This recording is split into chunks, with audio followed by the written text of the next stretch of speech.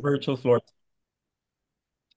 So, good evening, everyone. So, my name is Ariel Dome, third year BS Geography student.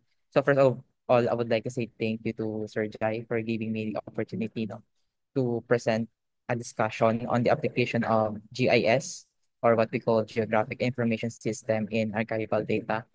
Throughout history, scholars have meticulously examined archival materials via handwritten records, maps, old maps, census data, and historical texts to piece together our collective past. However, with the advent of digital tools such as GIS, we are now equipped with a revolutionary means of spatially analyzing historical data, uncovering patterns that might have remained hidden through traditional methods. So today, I'll try my best to take you on a journey through the GIS application in the field of history, demonstrating how spatial analysis can breathe new life into our understanding of the past. So, medyo kinda technical siya konti, pero kailangan talaga natin siya ma-discuss din. Especially if right now na uh, baka gamitin nyo na yung GIS. So, let's just have a quick introduction lang po. To begin, let us define GIS, no? So GIS stands for Geographic Information System, is a powerful framework designed to manage and analyze spatial data. So it integrates layers of geographic and non-geographic information, enabling us to visualize trends and relationships across time and space.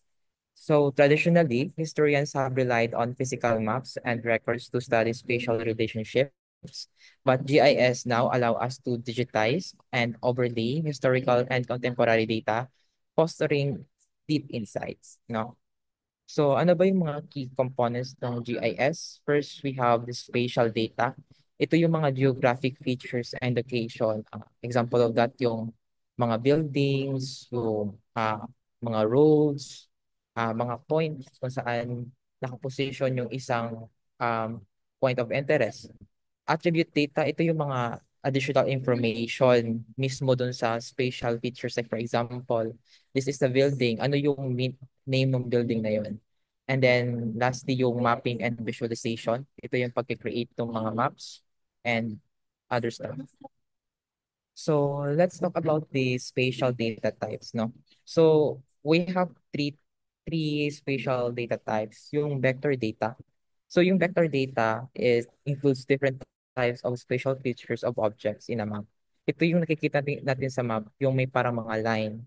Tapos polygon naman, ito yung mga buildings or boundary. Tapos yung mga points. So yung mga lines, example po nun is yung mga river networks, yung road, and other pang things na mag-represent. Next, yung attribute data naman, ito yung both vector and raster data often come with associated attribute data. Parang additional information nga siya as I earlier na nabanggit. Ang raster data naman, ito yung mga images, no, na captured by satellite or aerial photographs. Pwede din yung mismong sa phone. Ito yung mga typically examples ng mga raster data. So, ayun nga, pag-usapan din natin yung vector data types kasi ito talaga yung parang feeling ko i-maximize dun sa pag once na nag-mapping kayo sa isang archival or historical data. So, yung line data, represent siya ng objects having a length such as road or rivers whose spatial characteristics can be approximated by sequence of connected lines. Yung point data naman, ito yung used to represent spatial characteristic ng object whose location correspond to single two-dimensional coordinates like x and y in the scale of particular application. And then yung polygon data naman po, these are used to represent characteristic ng objects that have boundary like states, lakes, or countries, or pwede rin mga buildings. Let me know if masyado akong mabilis. Na-gets naman po ba yung parang quick introduction lang po nung GIS and then yung mga important components. Okay lang po. Okay, Di naman po mabilis. okay po. So now let's move na tayo dun sa sa GIS for archival data. So history is a discipline. May sinasabi kami dito sa geography na parang ah geography comes first daw before history. Kasi wala daw history if walang place or lugar na pangyayarihan. So, yun yung parang sinasabi dito sa ano namin, sa department. So, history is a discipline deeply intertwined with geography. Event unfolds in specific location and spatial relationships often influence social political developments with the use of with the help of GIS, no, it enables historians to visualize these historical transformations, whether it be the growth of ancient cities, migration patterns of communities, or geopolitical shifts of nations. So, how we can utilize GIS in archival data ba? So, GIS provides a new lens for analyzing archival data through digitization, digitization or georeferencing old maps like yung mga colonial era documents, no? Um, Aside from that, making them accessible for future research. Um, Next would be yung mga accessing ng mga old census data, no? Na pwede natin ma-transform into geospatial formats, no? And we can analyze pattern from it. And then spatial storytelling naman, ito yung nag-aallow sa atin to present events dynamically while so ito yung paggamit ng GIS to map narratives from historical texts and events, integrating historical text with spatial data. So while GIS-based analysis help us to uncover hidden patterns in the past societies. So in the next part, I will be presenting yung mga samples ng mga maps na nagawa ko. So this one is yung sample map na ginawa ko kung saan yung naging sources ko nito is from the book namin sa Kasupuan ni under kay Sir Jai tapos other sources. So ito yung GIS and historical text. So historical text often contain references to location but without visualization, these spatial connections may be overlooked. So through text mining, GIS can extract geographic mentions from documents and plot them on a map, offering a fresh perspectives on historical narratives. So parang may mapa ko lang dito yung ano nga yung ginawa ko dito? Yung expansion ng Spaniard colony noong Spaniard era pa. And then, although may still open pa siya sa revisions kasi parang hindi pa ako sure talaga if exact yung mismong boundary na nailagay ko kasi hindi siya authoritative. And then next would be yung GIS and historical census data. So ito yung isang sample map na uh, ni-present ata ni Sir sa Thailand. So census records offer a wealth of information about historical demographics, yet in a raw form, they can be difficult to interpret spatially. So with the help of GIS, it allows us to map population shifts over time, providing a clear picture of migration patterns, economic transportations, and social structures. So ayan. Next, GIS and historical maps. So maps have long been essential tools for historians now. However, by digitizing and georeferencing historical maps, we can conduct analysis of such specific periods. So, example nito is yung ni-map out ko yung mapping trade routes during the time of Spanish era. So, ang ginamit ko na map dito, na georeference ako nung map, yung the mother of all map, yung kay Bilarde. So, may mga ano doon, mga lines ng mga routes. Ah, yung sa Manila Acapulco na galleon trade, ganun. Tapos, ganyan, ginawan ko siya ng map. Ito, ano siya, required project ko siya sa sa isang course ko. Tapos, ito yung naging project ko. Yung ni-map out ko um, yung routes, routes ng sea trade nung uh, during 1743. Tapos, ang naging basis ko dun sa pag-mapping noon is yung kay Velarde. So, other examples ay this one. So, mga earthquakes, no? 25 years of seismic activities in the Philippines. Um, ano din siya, historical, based on historical din yung pinagkuhanan ko na data. Tapos, ito po, yung mga lighthouses of the Philippines, Chinese migrants in the Philippines, yan yung mga other examples na nagawa ko. And yung ito din, yung records ng typhoon tracks ng Pilipinas since 1980, um, maritime disaster in the Philippines from 2000 to 2023. So all of the data are historical data.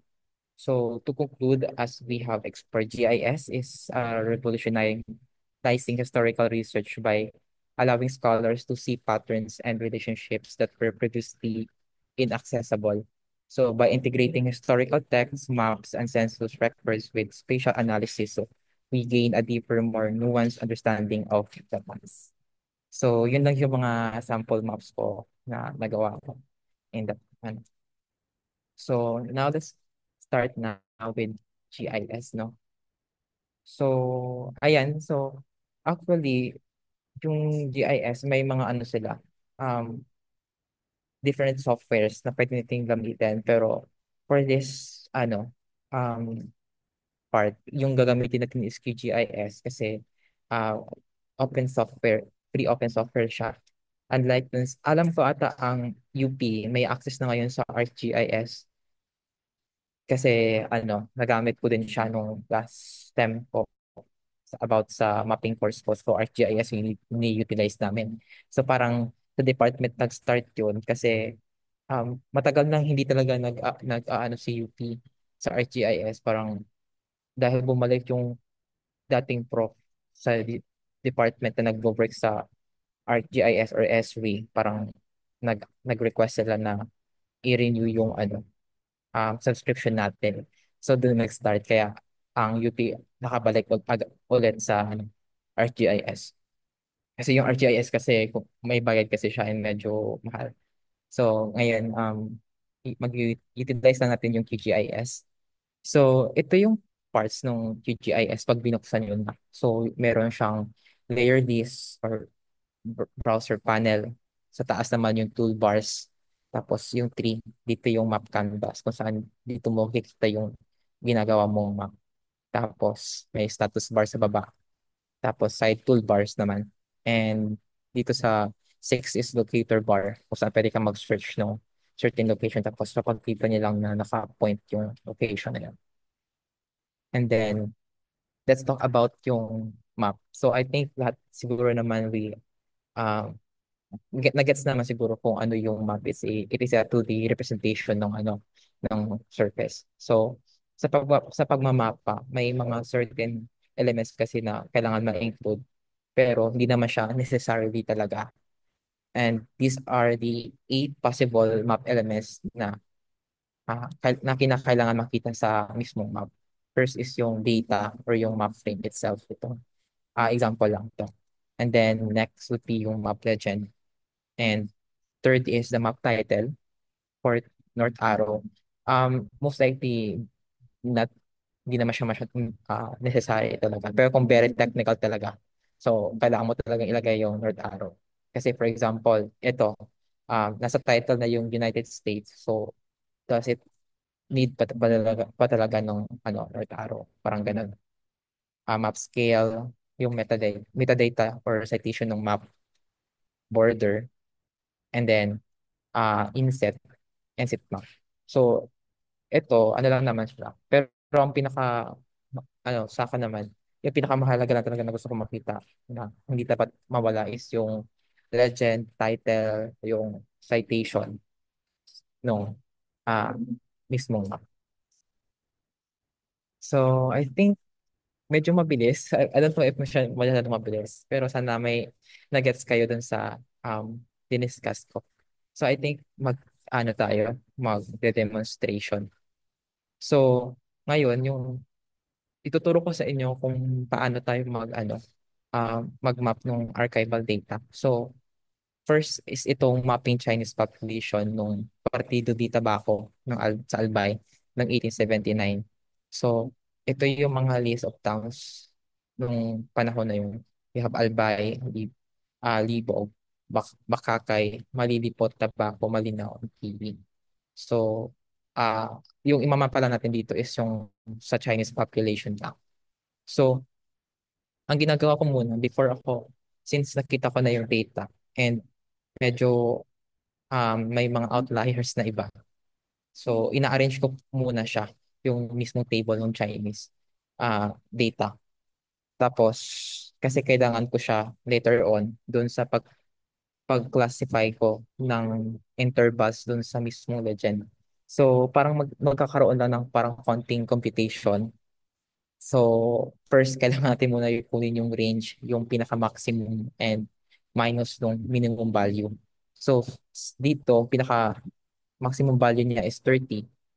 So, and then yung pinaka-minimum value niya is 3. Therefore, yung range niya is 27.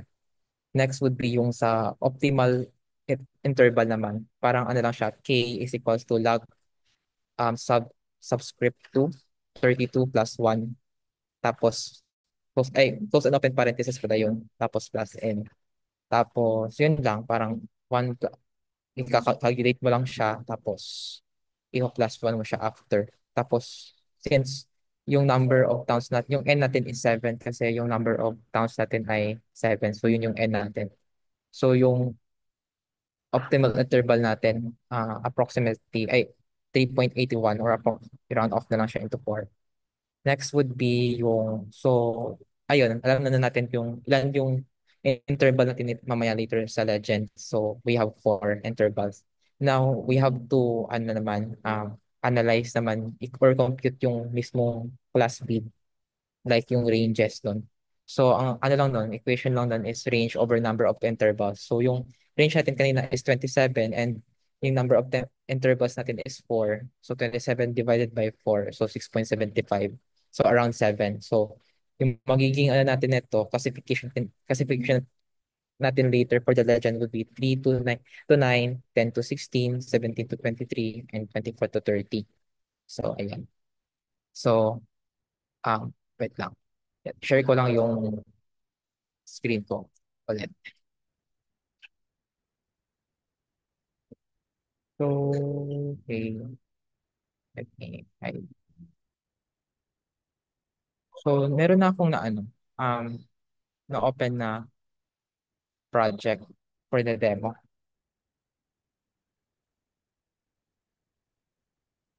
Okay.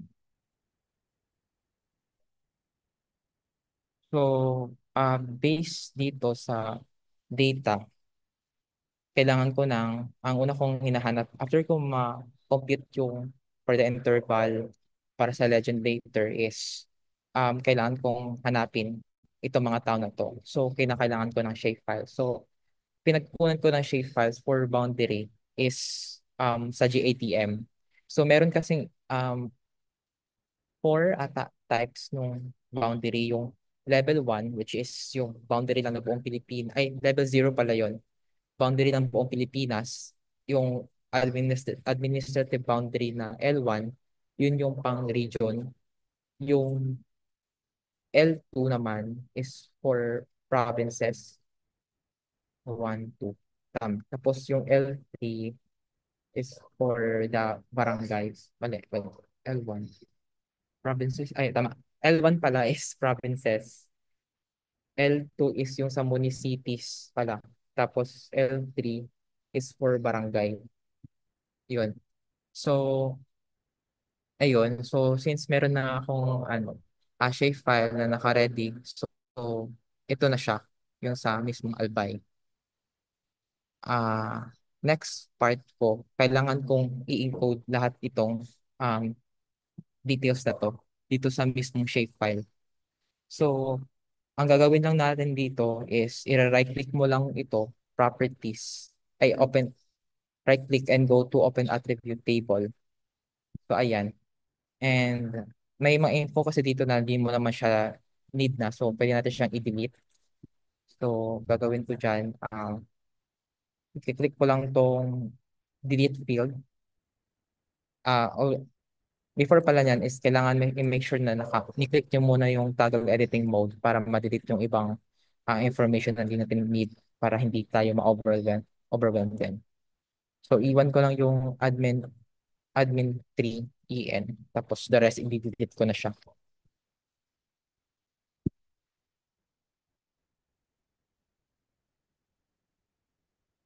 Next would be mag-a-add ako ng panibagong column. So, per field, ito lang, click ko lang dito. Tapos, si population. And then, naka-number siya. Okay na yan. Tapos, doon na, iisa-isahin na natin siyang ita-type. Wait lang. Saan na ba yun?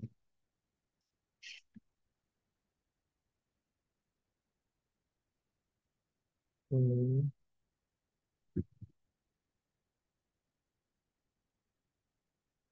yung albay, ayan, is form, yung albay is now ngayon is Legazpi City na siya. So, meron siyang 13. Tapos, um, ito, yung Lipo is now in the present time, Santo Domingo na yung name niya. So yun yung isa din sa mga tricky part nung pag nagmamapa tayo ng mga archival data kasi yung name kasi nung town is baka na-change na siya in the present day. Tapos sa Bakakay, meron tayong 12. Tapos Malilipot is 3.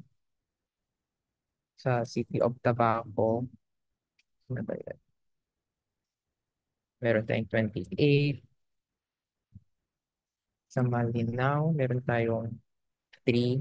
Tapos sa TV, meron tayong 4. Tapos the rest is just deep it activities na lang siya. Kasi pwede, ilalagay natin later dun sa legend na no data. Parang ganun. Tapos click lang siya, click lang yung toggle and then click save. Tapos siya na siya. So since nailagay na natin yung mga dapat ilagay natin, we can color na pwede na nating laruin yung mismong shapefile. Pero before that, pwede din pala tayo mag-add nung base map. So, para, like for example, pwede tayo mag-add ng Google Maps. So, lagay ko ito sa ilalim. Ganyan. Pero yung mostly yung na ginagamit ko kasi for this is, ah, depende kung ano yung gusto nyong gamitin. Pero ito kasi yung parang ginagamit ko lang when it comes to mapping pag historical. Parang gusto ko lang parang ganon, ganito din yung itsura. Pwede kong i-off yung labels. So, next would be, kukulayan natin siya. So, right-click lang yung mismong admin boundary ng Albay, properties. And then, dito sa single label, sa symbol, under symbology, pwede lang i-graduated rule base. Tapos, yung value would be yung CPOP. So, dito, mag okay, actually meron na siyang mode ng nung pag-classify. Pwede tayong mag-equal interval, ang ganyan. Pero gusto ko ah hindi nakalink yung class boundaries. So gagawin ko, susundin ko yung kung ano yung na-compute kanina, which is 3 to 9. So dito dapat upper value is 9. Tapos dito 10 to 16.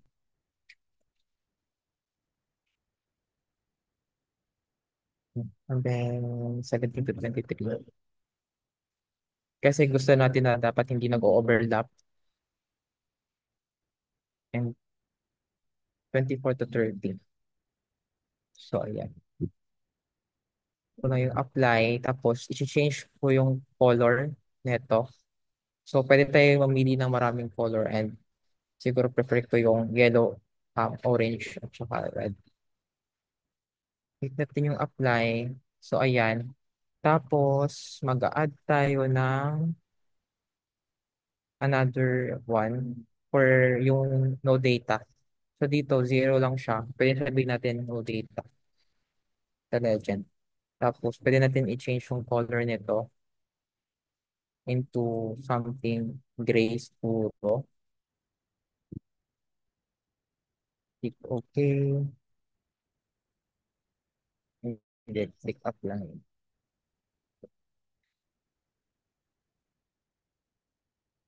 Harvest. So, hindi lumabas. So, ayaw nga pala kasi dahil naka-ano. So, gawin na lang natin tong zero.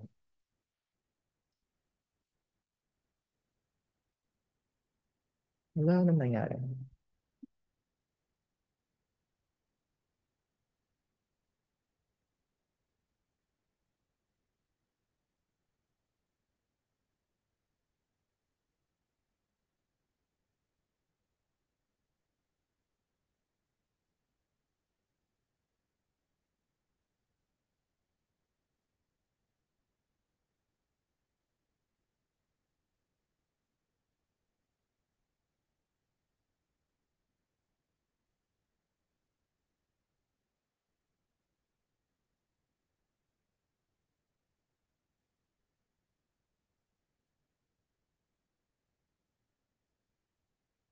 Mhm. Pwede kong change na. Pwede nyo rin palang i-change yung mismong stroke width niya. Prefer ko na mas ganito. Tapos, pwedeng gawin natin white na lang siguro. Pero okay na yan.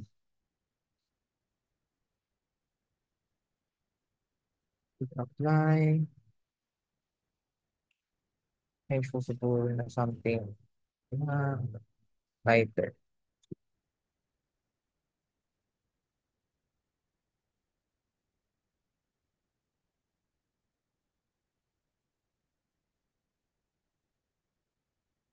So, ayan. So, meron na tayong classification niya. So, walang, dito makikita natin na walang 17 to 23. So, meron tayong 10 to 16, 24 to 30. Tapos the rest is 8 to 9 yung classification. So, pwede rin nyo rin, pwede rin baguhin yung mismong base map. Depende kung ano yung gusto nyo. Kasi, I'm using pala yung plugin na tinatawag na HCM Edoc. If once na nag-PGIS na kayo, yan, download nyo lang yung plugin tapos yun, para makapag-add kayo ng mga base map. Pwede din kayo mag-add ng base map dito sa may yung plugin na yun. Itong Quick Map Services. So, yan. Hindi yung pinagkukuhanan ko ng um, mga base map. Pero ang kagandahan kasi dito sa may HCMGS, like pag ginamit mo yung vector tiles, um, may ano kasi, pwede mo ma-change yung kung ano yung gusto mo lang makita, matanggal yung mga labels, ganun po. So now, since naano na natin, na-map out na natin yung population ng um, Chinese noong dito sa may Partido di Tabaco, pwede na tayong gumawa ng map out of this. So ayun, dito sa may project sa taas, hanapin lang natin yung new print layout, tapos map 1, lagyan natin title, tapos dito, pwede natin i-change yung properties ng page, like kung naka-landscape ba or depende kung ano yung gusto nyo na size. So dito gusto ko lang portrait. Tapos after that, okay na siya. Dito sa side, hanapin lang natin para ma-add natin yung map na nandito. Is click lang yung add map. Tapos, ganyan. Create. Create lang. Next would be, gusto kong ma-zoom in pa siya. So, ito, change lang natin yung scale. Sabihin natin mga 7. Ganyan. Next would be, gusto kong i-move ito. So, click lang natin itong what we call this, move item content sa ganyan. So, pwede mo siyang ma-move na ganyan. Tapos, ang ginagawa ko next would be, nilalak ko na yung layers. Kasi, pag hindi ko nilak yung layers, pag bumalik tayo dito, if naka-unclick to, tapos iba yung map na pakita mo, mag-change din yung mismo map, ay yung laman nito. Kaya nilalak ko na lang siya. Tapos, next, kung okay na to, ganitong orientation, i-click natin to. Tapos ito yung ano natin, i-click na para ma-move naman natin yung mga maps. So, ayun, add lang tayo ng north arrow, ganyan, dito sa map. Tapos, legend, add lang natin to. So, dito, sa legend to, ang ticket din yung auto-update. Tapos, change natin tong name, Chinese population. Tapos, ito, remove natin to kasi di naman natin ito kailangan. Pwede natin tanggalin yung background if gusto tanggalin or pwede naman siyang i-transparent din mag-konti. Ganyan. And then, pwede natin laruin yung, ano, lagyan naman yung title, map E or legend. Tapos, pwede natin laruin yung mismong um, font ng title. Tapos, i- pwede bang naka all uppercase ba siya or no change. So, all uppercase natin ito. Um, Sino ba? Ganyan. And then, next would be yung sa subgroup font,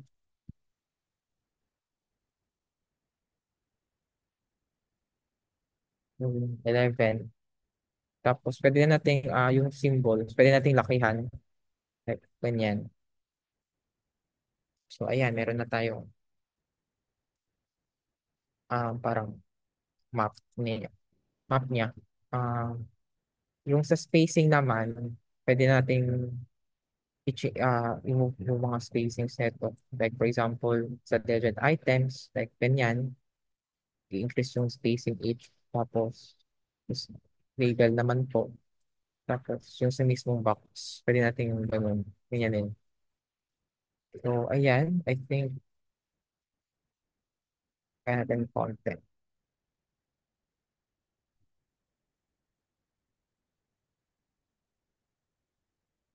Tapos, ito, pwede natin lagyan ng border.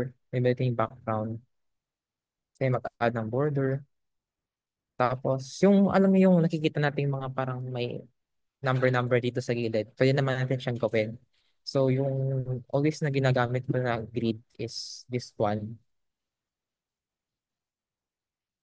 Ah, yung frame na ginagamit ko. Hindi ako gumagamit ng zebra kasi parang, asa na yan? Click ko na sa grid. Dito muna sa interval, yung gagamitin na yung CRS is yung ito, APSG 4326. Tapos, yung interval lang siguro mga 0.05. Ayan, so parang medyo maliit. So, ginagawa ko dyan is try natin 0.1. Yan. Tapos, ito, yung line style, inaano ko siya, tina-transparent ko siya. Tap, and then, di ako gumagamit ng zebra kasi parang, ang ano yung tingnan, kasi may border ka na tapos may ganyan. So, ang ginagamit ko dito yung either interior or external tick. And then, yung, ano naman, paglagay ng mga numbers, yung mga yan. So, yan yung ginagamit ko. Tapos, hindi ako nagde-decimal. Ginagamit ko is yung degree minutes with second. Kasi yung parang, yun yung parang alam natin yung sa latitude and longitude. So, I think kasi medyo closely space sila. Increase ko na lang to ng 5 or 3.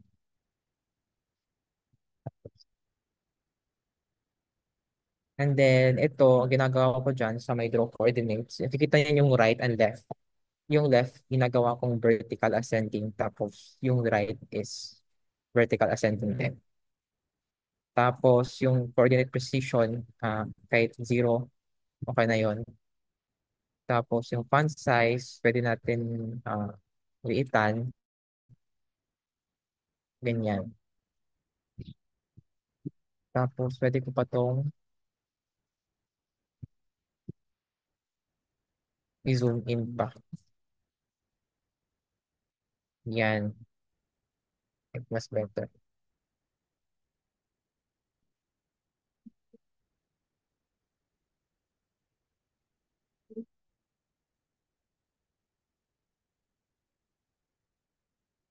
Pwede nyo rin palang i-change yung arrow kung gusto nyo. Always yung ginagamit dito is yung naka-middle siya. Tapos yung sa arrows. So may mga options naman, marami. Pero minsan din ako naglalagay. So parang kung gusto niyo pang gumanda din yung map niyo, pwede niyo kasi i-import to as image tapos punta sa Canva. Yun. Kasi medyo limited yung mga font and other element for styling na nandito. Change ko lang yung color, yung to gray. I think it's darker. Yan. So ayan, siguro add lang tayo ng maliit na scale bar if necessary pa talaga siya. Ayan lang. I think ganyan, okay na siya. Then add na lang tayo ng parang title dito sa baba. Actually, itong legend nga pwede dito sa baba eh. Ever. Sa ilalim ng title. Title, tapos pwede tayong maglagay ng inset map. Parang ganon. So, lagyan na natin yung title na lang. Uh, Chinese population ng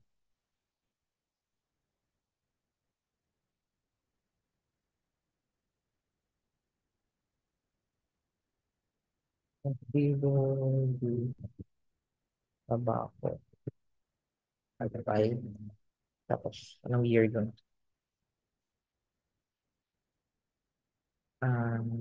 1879.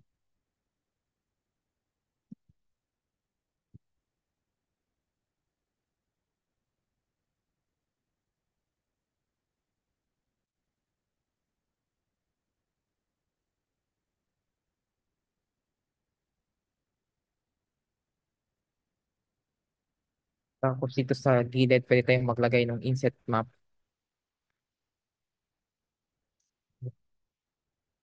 Add tayo ng another map, no?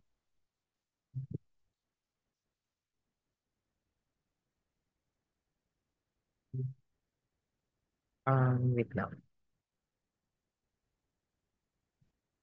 Wait. I-remove na lang natin yan muna. Kasi pwede tayong maglagay ng, ay not it.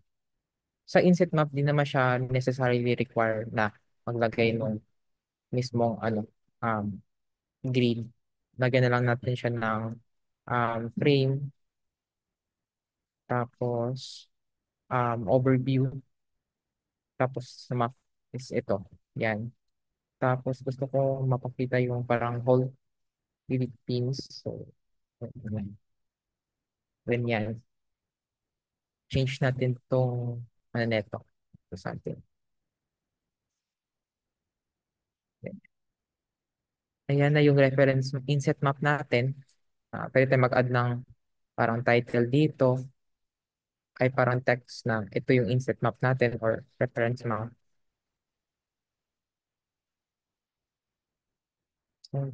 Ayan.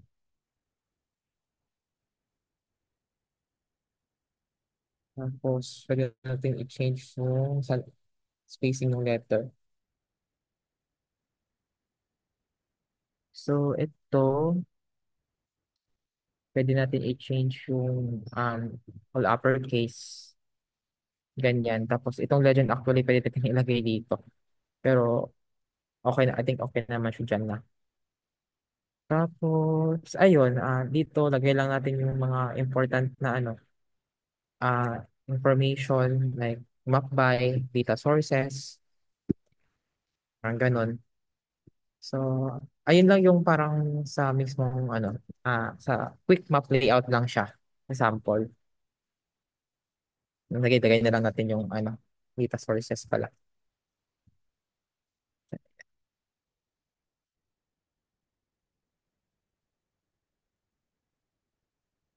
Yung map, uh, data sources, uh, number one, yung shapefile, Galing siya ng GADM. Tapos yung Chinese population data. Galing siya sa, okay, ah, Biyahes for Pilipinas. Okay, ano. Ayun. Okay. Ito pwede natin itong lakihan.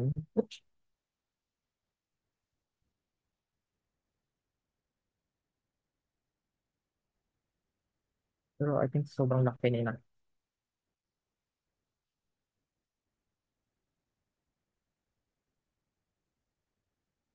Ito pwede natin itong i-ano eh.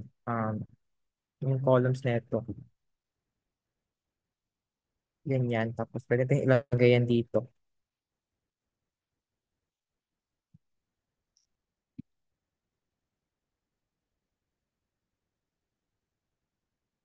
That's formatting center. Ganyan. Tapos solution. Tapos ito, liitan na lang natin.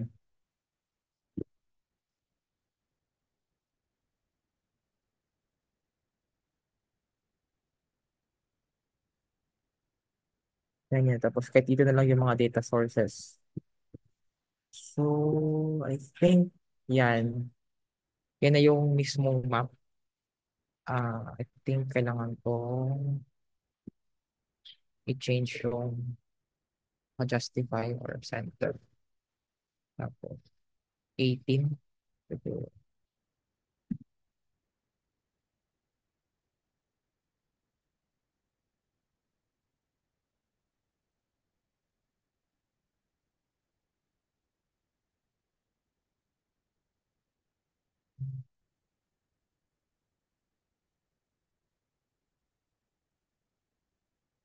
Ganyan siya. And then, pwede tayo mag-add ng parang border if this, like for example, border neto,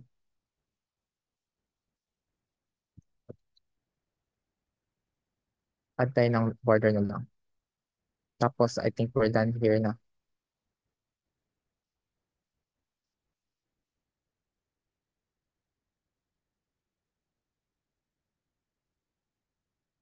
Bakit natin to? Oops.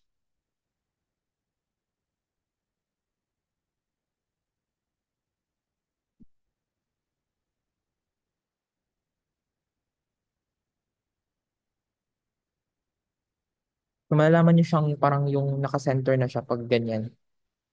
Tapos, ayan, pwede na natin siyang, okay na yung map, pwede na natin siyang i-export. Tapos, pwede tayong i-lock pa para ma-edit natin yung nandito. Kasi parang hindi siya naka-center. Ano,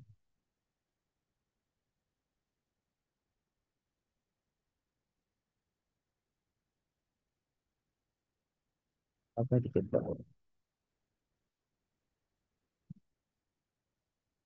Ayan. Export natin siya. Pwede natin siyang i-export as image. Pwede natin siyang i-export as PDF. So dito, pwede nyo rin, yung pinakamataas is 300. For this, sabihin na natin 150 lang para mabilis mag-export. Tapos pwede din siya into PDF.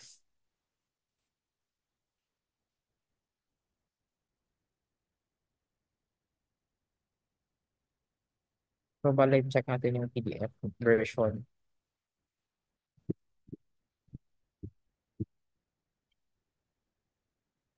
So ayan na yung map natin. So yan. Yan na yung, meron na tayong simple map ng ah, Chinese population noong 1879 sa Partido de Tabaco. So, ganyan lang siya. So, next naman is, meron tayong another example, yung binigay ni Sir.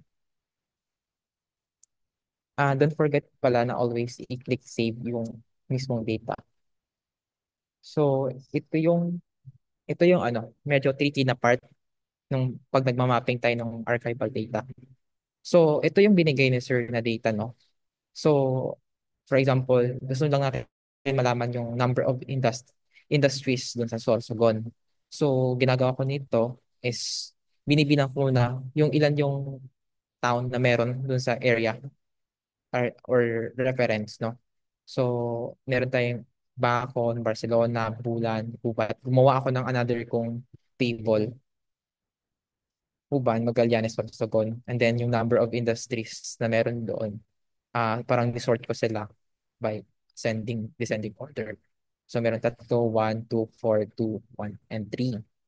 So ngayon, after that, dito na part, I think di na siya kailangan pa na i-compute natin yung mga range, yung class intervals, kasi magkakalapit na lang naman na yung value, like 1, 2. So pwede natin sila maklasify into equal intervals later on sa legend.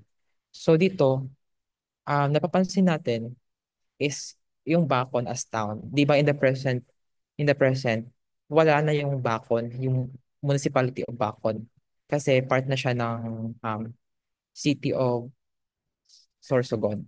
So yun yung medyo parang tricky na part. And yung ginagamit kasi natin na shapefile is yung kung ano yung present administrative boundaries na meron tayo. So yun yung parang uh, yun, yun yung parang medyo mahirap na marami pa tayong kailangan gawin. So ayun, so for this, nag-search muna ako online, like parang mga old maps na um, ano ba yung parang um, not ex- like approximately boundary nung Bacon noon. Because I just found out na yun nga, yung Bacon is ito yung ay ngayon ay district of Bacon na siya, congressional district. So nung city of Sorsogon. So ito siya sa part na to. So ang ginawa ko dito, so marami akong ginawa na pag modify ng shape files kasi um, kumuha muna ako ng barangay level.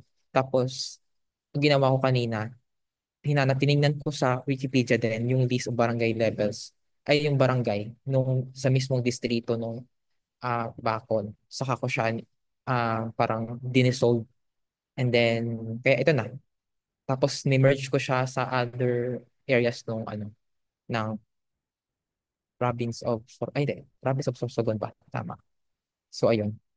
So ngayon, meron na tayong ready-made na administrative boundary nung ah, Sorsogon noong 1895. Pero ayun pa rin, hindi pa rin tayo sure kung exact ba talaga yung ano. Pero at least meron na tayong representation na andito yung bakod. Kung gusto talaga natin na mapakita yung mismong or ihiwala yung bakon sa Sorsogon City. So ganun din yung gagawin.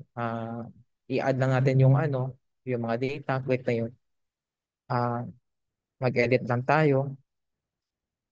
Tapos, add tayo ng ah, bagong column or field. Okay natin dito, number of, industries na lang. Kasi may limit din yung ano.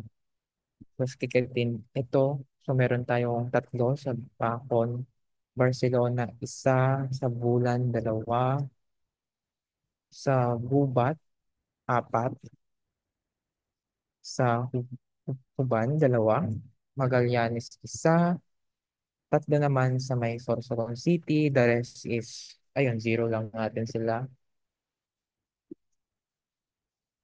Yan. So, tick, save. Now, pwede na natin, ang gawin na lang natin is, ganun din, ayusin natin yung symbology nito. Punta tayo sa properties. Ito, gusto ko dapat naka-1 lang to. Enter. Apply. Tapos, graduated. Gagamitin ko yung sa industries, classify. Gagawin ko dito is equal interval. So, ayan. So, di na natin i-include dapat yung 4 ay yung 0. So, ano lang, fixed interval.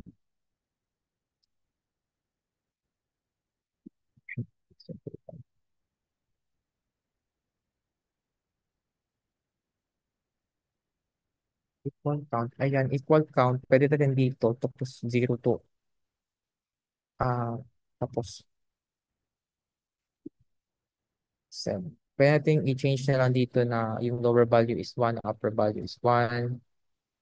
Tapos ito, 2. Tapos ito, cancel. Mag-add na lang ako ng panibago pala. Classify.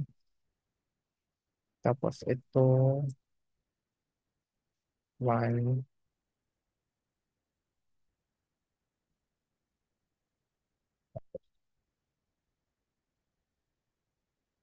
2, 2.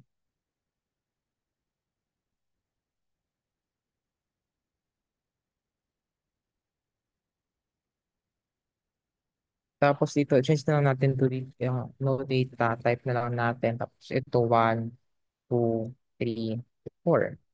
Ganun. Tapos, change natin yung color ng yellow, orange. Ayan. Click apply. So, ayan. Pwede nga natin to i-change yung color ng ano as white or something gray. Okay. Pwede symbol. Copy na rin yung color. Symbol. Yan. So, ngayon, imamapa na natin yung ano, ito. Pwede natin siyang imapa na. So, tama naman. 1, 2, 3, 4, 5, 6, 7. So, ayan. So, ito yung mga um, areas na may mga industries. So, 1, 2, 3, 4, 5. Okay.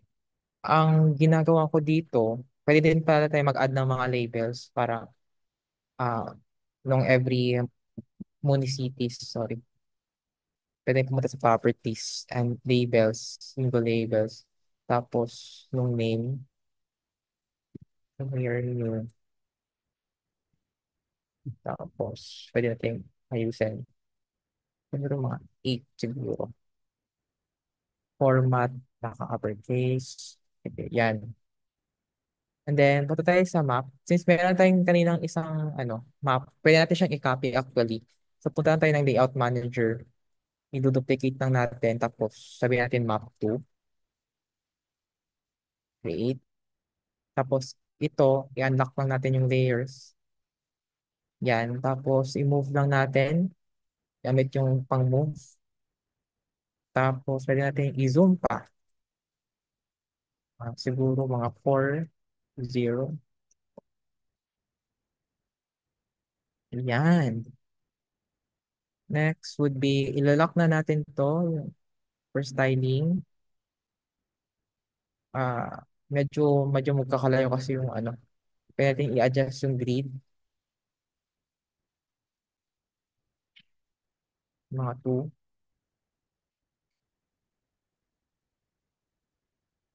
So, ito, change natin to. Click natin uulit, tapos add tayo ng panibagong, yan, kilometers na siya. Tapos, ayun, pwede natin i-change yung title, number of industries ng Sorsogon. Okay, may nagtatanong.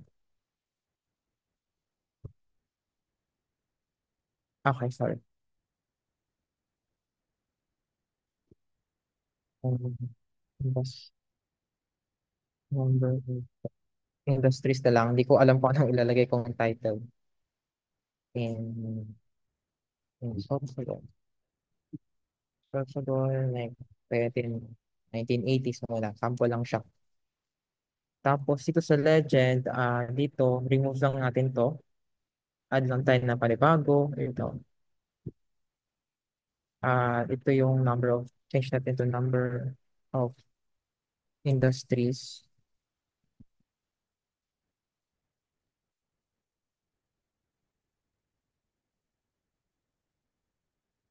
Pwede kong isang format na lang. Siguro. Eh, Control Z na lang natin. Ayan, ayaw niya. Yung sa spacing na lang, ayusin na lang natin. Type ano symbol. Ganyan.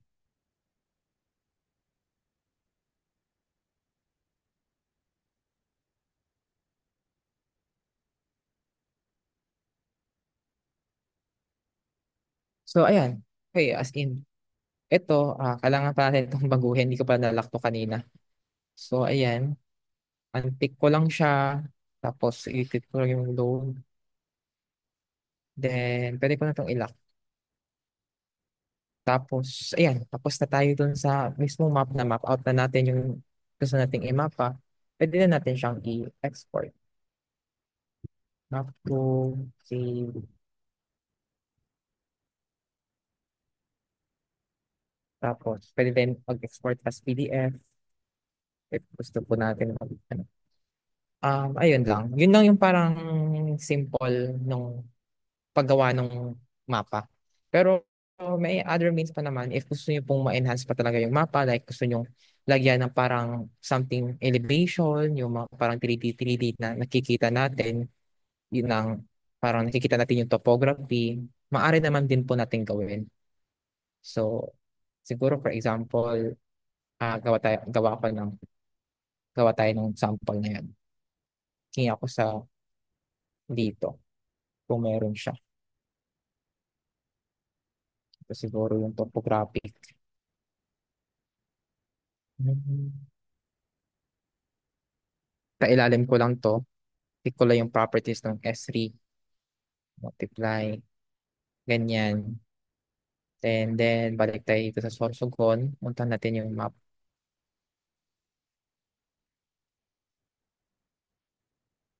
So, maglo-load. Medyo may kabagalan siya minsan.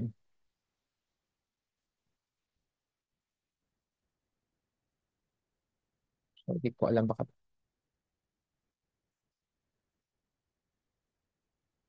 yan. Pwede natin to sabihin na multiply. Pero, ayun, medyo hindi siya maganda. Tingnan. Kasi medyo nag-ano siya. Nagda-darker na yung ano, color natin. So, kailangan din natin i-adjust yung color, lighter,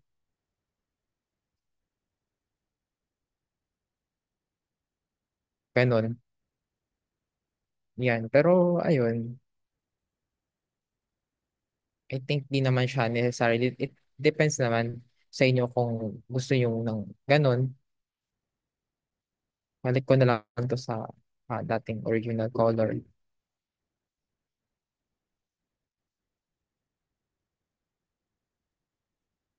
Kasi ang mahalaga naman is yung ma ma-present natin ng maayos yung mismong map. And then, kasi may mga things din kasi na meron tayong kailangang isaalang-alang, sino ba yung magiging audience ng map natin, and then, ano ba yung, para saan ba yung map, kung for, um, kung info map siya, so pwede tayong gumamit ng mga ganun, pwede natin siyang i-export yung mismong map natin sa Canva para ma-enhance yung mga elements and other stuff. Kung for thesis naman, so ano ba yung kinakailangan doon. Like, meron kasi mga classifications ng paggawa ng map. So, meron akong mga ginagawang map na pang-posting ko sa Facebook, like info maps, mga ganon. Kung when it comes for thesis naman, something mga ganito, parang malapit sa ganito yung itsura. So, yun lang po yung aking konting presentation.